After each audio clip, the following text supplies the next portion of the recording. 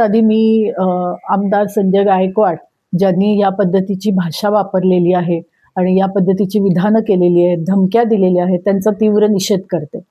अ, छत्रपती शिवाजी महाराज हे अत्यंत सौजन्यशील, न्यायप्रिय आणि गोरगरिबांचा रयतेचा राजा म्हणून ओळखले जातात. त्यांचा वारसा सांगत, त्यांचं नाव घेत या पद्धतीची भाषा करणारे कोणता वारसा त्यांचा पुढे नेत आहेत असा प्रश्न माझ्यासमोर आहे. आणि त्यामुळं मी याचा पुन्हा एकदा निषेध करते. कॉम्रेड पानसरेंनी लिहिलेलं शिवाजी कोण होता हे पुस्तक 80च्या दशकापासून महाराष्ट्राच्या कानाकोपऱ्यामध्ये पसरलेलं आहे. त्याच्या लाखो प्रती लोकांनी वाचलेले आहेत, अजून वाचतायत आणि वाटल्या जात आहेत. आणि त्यांनी जो विचार सांगितलेला आहे तो विचार मारता येत नाही. त्या विचारावर कोणताही प्रतिक्रिया, त्याला कोणतंही दुसरं तुल्यबल विचार नाही, म्हणून अशा पद्धतीचा विचार केला जातो असं मला वाटतं. त्यांनी स्वतः हे पुस्तक वाचलंय असं मला वाटत नाही.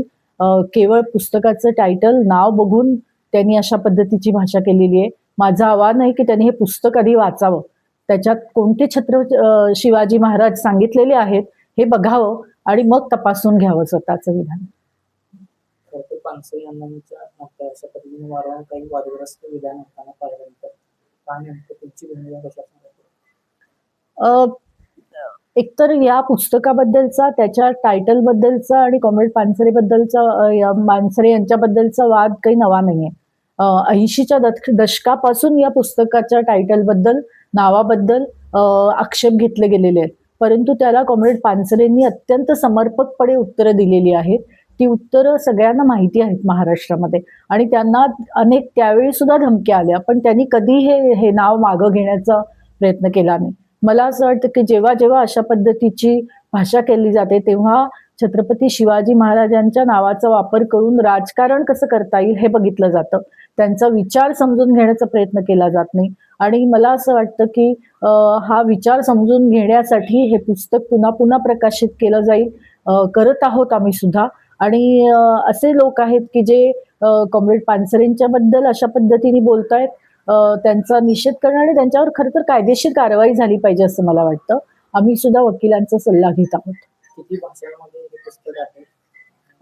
हे अनेक भारतीय भाषांमध्ये त्याचा अनुवाद झालेला आहे या पुस्तकाचा. कन्नड, बंगाली, तेलुगू, त्याच्यानंतर गुजराती, या हिंदी, इंग्रजी या सगळ्या भाषांमध्ये लाखो लोकांनी ही पुस्तकं वाचलेली आहेत. आणि मला असं वाटतं की त्याचं छोटं सोप्या भाषेमध्ये छत्रपती शिवाजी महाराजांचा काळ आणि त्यांचा विचार आणि त्यांची कृती त्याचं एक नवं आकलन देण्यामध्ये या पुस्तकाचं मोठं योगदान आहे. आणि मला असं वाटतं की म्हणूनच कॉम्रेड पानसरेंना या पुस्तकाचं बद्दल अनेक लोक असं म्हणतात की त्यांनी एक मोठं काम केलेलं आहे.